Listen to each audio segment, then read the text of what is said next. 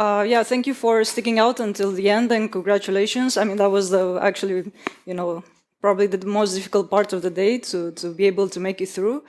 Yeah, I'll make it like a very, relaxing and hopefully not boring presentation. I'll go ahead and introduce myself. So yeah, I'm part of the Open Telemetry project. It's really interesting. I'm also an organizer of Cloud Native Days Romania. That's happened in Bucharest, usually in May. So if you have any questions about that, or you want to visit Romania and you want to apply for a talk, you can ping me. And I'm also co-leading the CNCF Merge Forward Neurodiversity group. I'll share more of that about like the last slide. But yeah, I'm here to be with you here, and all the presentation and the previous presentation, you can download them for my GitHub repo, so you can always do that. That's absolutely no problem.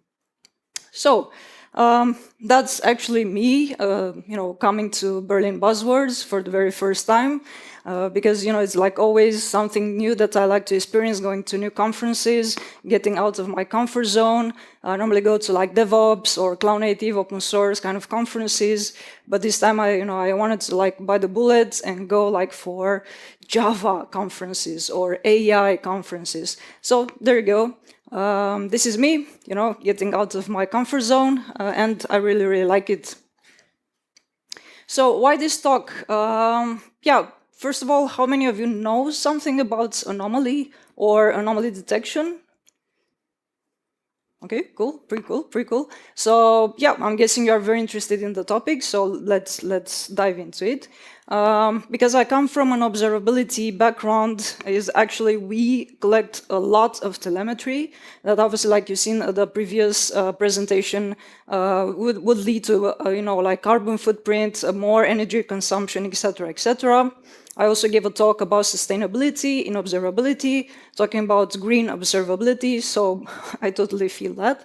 And anomaly detection in particular helps us as developers get more meaningful signals faster, right? Because it will improve MTTR and also will reduce the alert noise, and we can focus on the real stuff, like actually writing code. Right, so because you're staying here, you absolutely have no reason, to hear it more about this, but we're gonna see like some theory. I'm gonna guide you through some anomaly detections, very specific concepts, and then we're gonna deep dive into some demos. We're gonna see, some examples with metrics, MCP server, and dashboards. So right, for me it's pretty interesting because right now I'm working more with anomaly detection because it's a new topic for me as well, but actually a lot of SREs or DevOps engineers actually use it and they need it. Because anomaly in time series data refers to a data point or a pattern that deviates significantly from the expected behavior. So as we will see later in the demos, normally you will see it like spikes or drops, or just unusual patterns that cannot be explained by regular fluctuation or trends in the data. So they can also be caused by errors in data collection, equipment malfunction, sudden changes in behavior, data drifts, or rare, hardly foreseeable events. And in particular, anomaly detection involves the identification and highlighting of unusual data points, patterns, and behaviors within a given time frame. So for us, like, let's say developers or practitioners, it's very important to be able to detect those problems beforehand, so we can obviously mitigate them and reduce the stress and alert fatigue. So, for example, what's an example of an anomaly? So imagine we are in a data center, overheating occurs.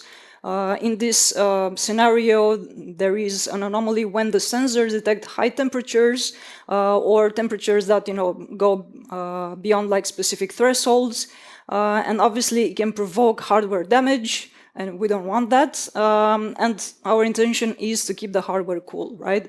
So basically, this is how we want to prevent the anomaly and obviously not burn the assets. Or another example would be in streaming quality, when we see a drop, then a sudden increase in buffering complaints from a specific region. and we don't want to cause any complaints, have any loss of subscribers. And then again, we want to act fast in this type of situations. So the issue here with anomaly detection modeling goes into two extremes, right? So we could fall into one trap here.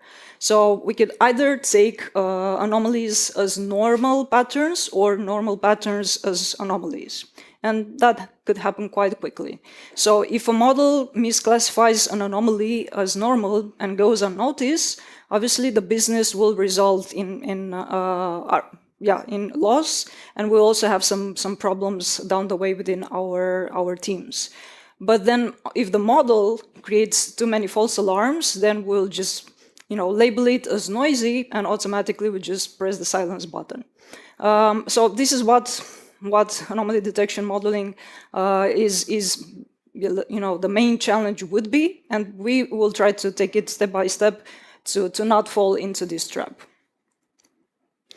So you'll say anomaly detection alone is not enough, because you need to have an observability system or anyway a monitoring system, and you need to have an alerting system or alerting tools, right? If you don't get alerted, then you cannot react. And if you don't have the business context or the context around the anomalies, then also you don't understand what is going on. So it's important to have these two paired with anomaly detection.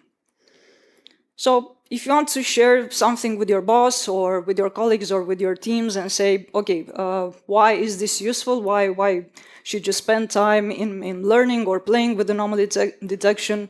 Well, basically because of these three issues, like issue identification, we'll detect irregularities faster. Then we will improve operational efficiency, right? Because we'll find the bottlenecks and the process deviations.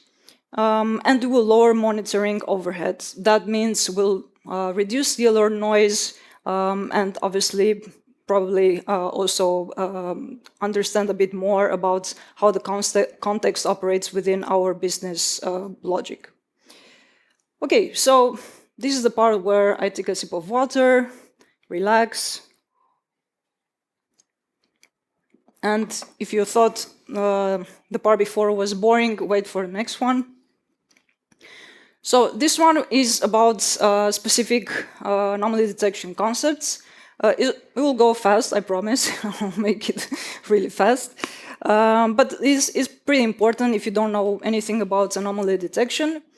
Time series actually is important because it's a sequence of numerical data points in successive order, and they're usually equally spaced in time, like daily, hourly, etc. Usually in a time series, time is often an independent variable, and the goal is to make a forecast for the future. So this is how we look at the graph, so this is how we will interpret it. Here we can think about some examples, like RAM utilization, weather data, or like in the medical world, like brain monitoring or heart rate monitoring. We will always have a trend when we look at these anomaly detections. We'll also see something that it's long-term increase or decrease. It can be also linear or curve-like. And normally we'll speak a lot about trends. Will be normally like how we see it very quickly, will be a persistent direction of change, right? So something like a traffic that slowly drops after a few hours. The seasonality concept is also very important because it will be something that is referring to a predictable and recurring pattern in time series data that occurs periodically the same over a day, week, month, and so on. So as you see in the graph, is something that usually fluctuates, but it's a repeating pattern.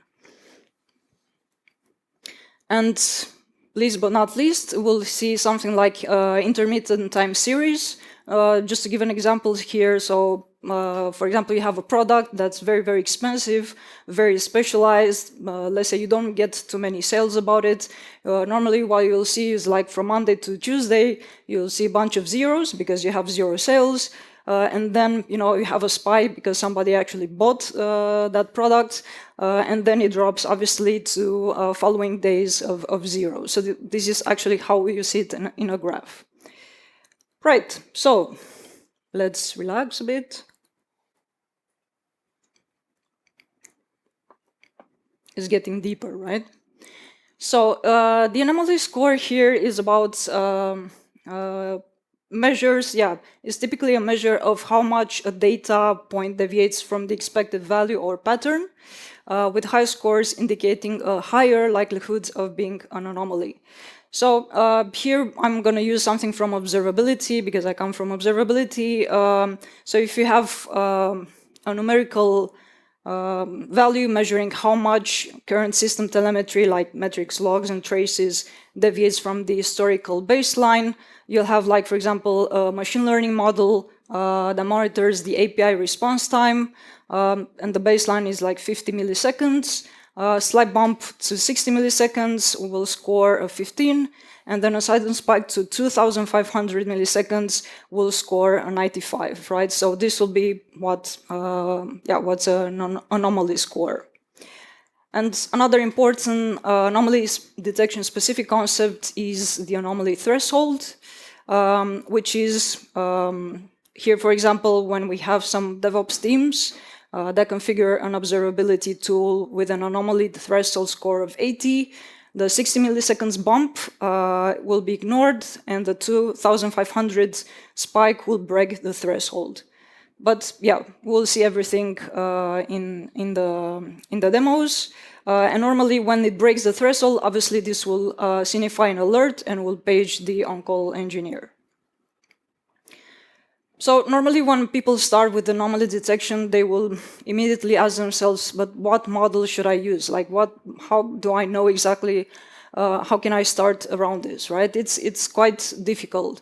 Obviously, there are lots of guidelines on which model to pick. If you're right at the beginning and you want just a model that is simple and you want to observe it, and you'll have like some false positives as well, nothing complex, then obviously you look something in like Z-score model or MAD, median absolute deviation.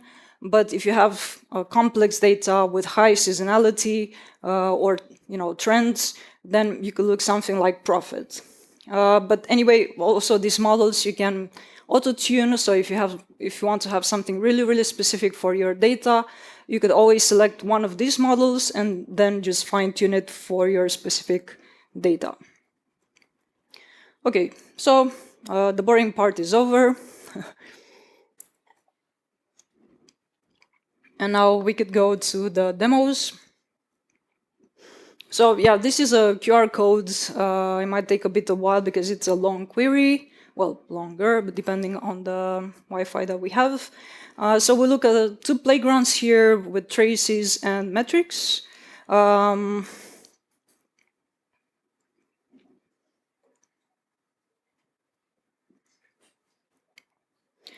Okay, so in the first one, I will look at traces. Basically, this query is about, to put it very simply, measures the total number of error spans across all identified services. And this one, that will be for metrics, which just shows active CPU usage per device. Okay, so let me just go here. Okay. I'm not sure if you can see it really well in the back. It's not really that clear. I mean, the image. Right, so just to go over here, this is anomaly detection backend. Obviously, you can use any backend as you want, totally up to you. Right now, we'll go over the concepts in these examples, so don't worry about the backend right now. It shows you exactly how we could do it in reality. Right, so you have here the model class. Here is the data source, logs and traces. In this case, it's a query language called logsql from Victoria Metrics. I also have here settings that you could define everything that will appear later on in the configuration. I will have here some minimum deviation. I'll explain that here later. And the detection direction. So I'm looking right now at above expected, which means I'm looking at spikes. I could look below if I want to, so that means drops or both. Yep. And the rest is a bit more complicated, but if you want, you could always check exactly this why, like information, and everything will be explained. Plus, you can go to the documentation. Also here, you can see the configuration. If you're like an engineer and you want to download this, share it with your team, or just, yeah, basically make it repeatable. Okay, so let's click execute query. Perfect. So we are looking here at the raw data. On the horizontal here is what we see as time interval. Right, so this is what we look at: seasonality, trends, etc. And on the vertical, we are looking at the error spans, the counts of error spans. So right from the beginning, it starts with a static trend. We see a spike here that, let's say, goes down in the sense that normalizes. We'll have another spike. The trend also goes normalizes, is pretty static. Here we'll see a change point. That means, yeah, we'll see a step-like shift. Then it will normalize, and then it could go obviously to another change point if that happens. So basically, it could be a latency or something like that. And obviously, we have other spikes as well. But yeah, this is a very, let's say, this is a very static type of trends. And that's why I'm looking at the model here, MAD, that is very simple for me. It's also very useful to understand this data that is not very complex. I'm going to analyze it with detect anomalies. And we'll take it step by step to understand what we are looking at. Okay, yeah, here. Okay, so here's like I have all this bunch of stuff that's already selected. And also here, yeah, I lost it. Where is it? Yeah. And here also some anomalies and streaks and other stuff. So what do they mean, right? So let's take it from the beginning. The Y is actually the data that we saw, the original data that we saw before. And here in the Y-add is the data that will be, will be the prediction of the data, the general trend of the data. And Y-add upper and lower will be like where the model thinks the points will be at, but without business logic, without business context. Then we'll have the anomalies that will be with the red dots here. And direction above, because we have business logic turned on, business boundaries. And we'll also have some minimum deviation here, around 20%, like we see in the beginning. So what does it mean here? Very importantly, I'm always looking at the data from my business perspective. It doesn't make any sense to look at the data willy-nilly without adding some context around it. So in this case, I'm looking at streaks. So consecutive anomalies, that will be the part where I'm looking at not only individual anomalies, but actually at the beginning when the anomaly starts and at the end. That means I will be alerted at the beginning, and it will be all this line will finish here. So that means the alert will keep persisting over that red line. And the same with the other points here. If I disable it, why is this important? If I disable it, then I'm going to get a lot more points, which are individual anomalies, and it will also cause an alert fatigue for me, right? It's not important or not as important as when I select consecutive anomalies, because for me, I also put it in my business context, and I'm interested to understand exactly when these trends happen, when these alerts happen. So I could, not be alerted 300 times, but only maybe 4 or 5 times. The business boundaries is on because, like I said, I'm interested in the business logic. I already defined it, it's above. I already defined it that I'm interested in the spikes. And I also defined the minimum deviation in the sense that, okay, within that 20%, for example, I'm not interested in those false positives. So basically, this is how we look or interpret the data when we look at anomaly detection. I could also pair it with an alert, which is very useful for me because I was telling at the beginning that I'm interested in the alerts and the monitoring system, etc., etc. And yeah, you can use it and share it with your teams if you want to. Okay, I could go to the other example, which is about metrics. And here I have the metrics, data source, the model class profit, because I'm looking at data seasonality that's more complex. And pretty much the same kind of thing happens, but the data is different, right? So the data is going to show me something a bit different here, because although the trend looks more or less static, it also has like spikes and it also has drops. It keeps changing, fluctuating from time to time, and here towards the end it lowers, right? So it goes down for some specific reason. So I can detect the anomalies for this one as well.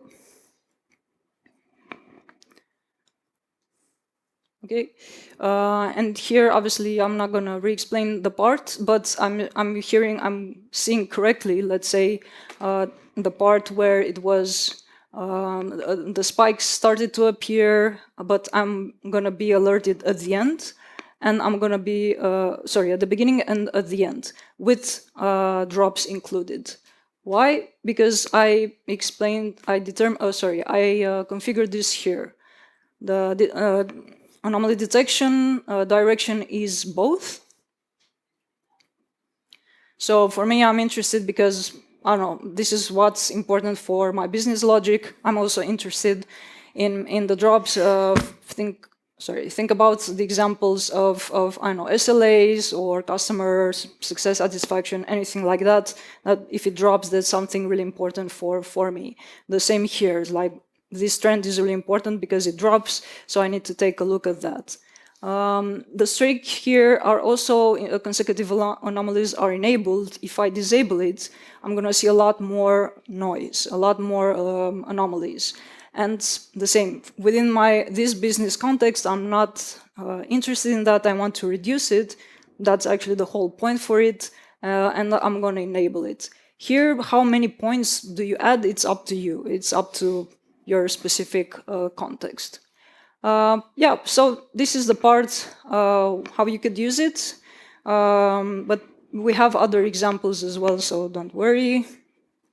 We could go a bit to the presentation. Okay.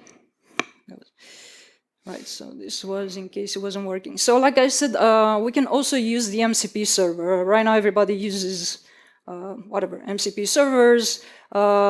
It's interesting because it has access directly to the documentation I'm feeding for my specific backend. It can be your backend.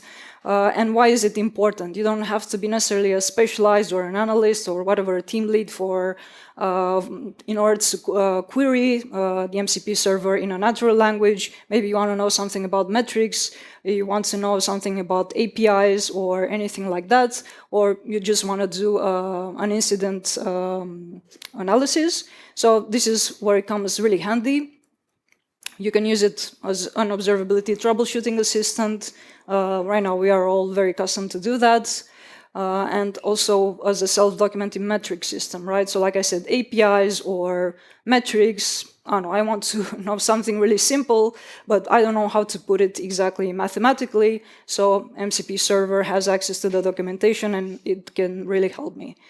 All right, so yeah, it's AI powered query generation, and I'm going to explain it to you right now with the demo. So again, I'm looking here. Let me just find this one.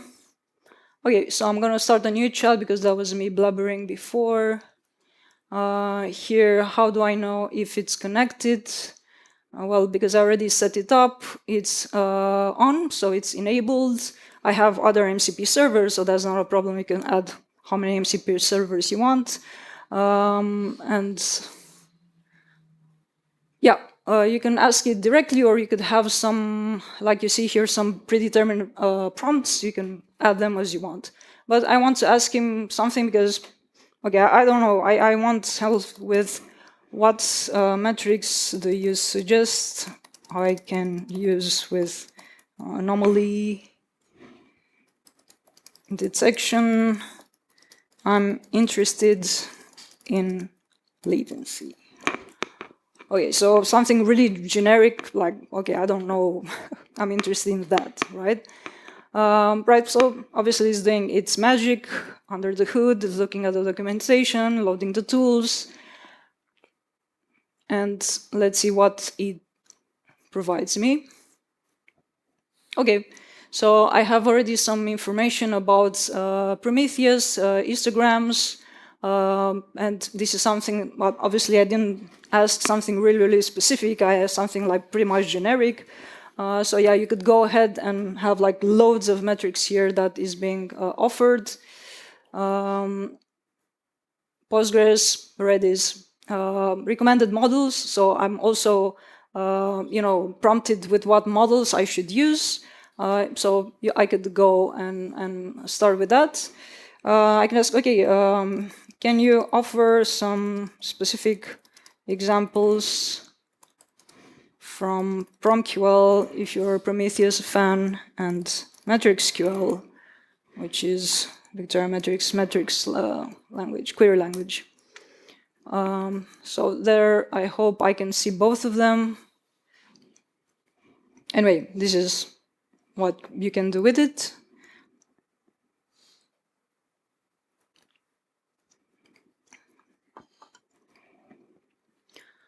Right, so yeah, it's interesting. Yeah, you can use a P99 latency per service with PromQL and MetricsQL. The cool thing here is like it also, I think, will offer, let me see, some configuration. There you go. This is what I wanted to show you. So in case you want some specific configuration for your backend, the same, it will give you some information. So this can go on into more specifics. Anyway, I'm towards the end. I don't want to drag it for too long. You're a smart audience. But yeah, I can go in depth. Right, so before you do the dance, you could go ahead and scan another QR code, because that's live about QR codes. And this is like this is like a GitHub repository about an extensive workshop that was offered with how to set up an observability an observability system, let's say an observability stack with OpenTelemetry Grafana, and also has the second part of anomaly detection, which is why this is the part actually where you could go into anomaly detection. And I will show you, right? So I will show you how you can use that because it has very nice examples there for Grafana. If you're a fan of Grafana, I think everybody is. So here is like after you install it, you'll need like a license. You can ping me. We can provide like temporary licenses. That's not a problem. So you could go here and you'll have two big dashboards, one with anomaly statistics. So you want to see like, hey, because this is already pre-configured for the workshop. I want to see for this query, check out latency, which was, I don't know, the culprit, which was the instance that had a very high score, or like the highest score for anomaly. And then you could go and see this here. And you could look, oh yeah, so for this latency P95, I can see this instant is the culprit. I can see here, okay, it has a score. I can see a lot more information about it. Anyway, so you could look and test. But yeah, it's a dashboard that is pretty, I would say it's interesting because it has a lot of, you can do a lot of examples with it. You can look at anomalous time series, raw metric values, and yeah, it's very interesting for you to understand how anomaly detection works with Grafana as well. And then the other part is what I wanted to show that's really cool. You could do self-monitoring of your backend, right? So it's like, okay, I don't know what's happening, how much am I consuming, how's my license, I don't know, some other metrics that I want to use for my backend. Well, this is an example how you could do it. I can see like, the RAM, the CPUs I'm using for my backend, the license, when it expires, reads, writes, etc., input, output for the reads and writes. And here, like, it goes into a lot more depth, right? So anyway, these are examples. The GitHub repo is publicly available. You could go ahead and have fun. And yeah, we have 10 more minutes. We are nearly there, nearly there. Let me just go here. Cool. Okay, so yeah, we're at this part where takeaways. Yeah, like we've seen anomalies, there is not one size fits all kind of situation, because it really depends on your business logic, your business context. Yeah, what's an anomaly for me might be something totally normal for you. You define, you are the master of the kingdom, you define what's there. You need to be, how can I say, you need to fine tune your own observability system. You need to understand, what model should I use, when, and if you want to fine tune also the models, that's also an option. So very important that without a context, you don't really understand anomalies and you cannot interpret them. And yeah, the idea is that you can use the dashboards and alerts like we've seen. So it's pretty complex. You could do a lot of things that could help your teams for sure. So I've been talking a whole bunch. Here's the part where I'm not saying anything technical.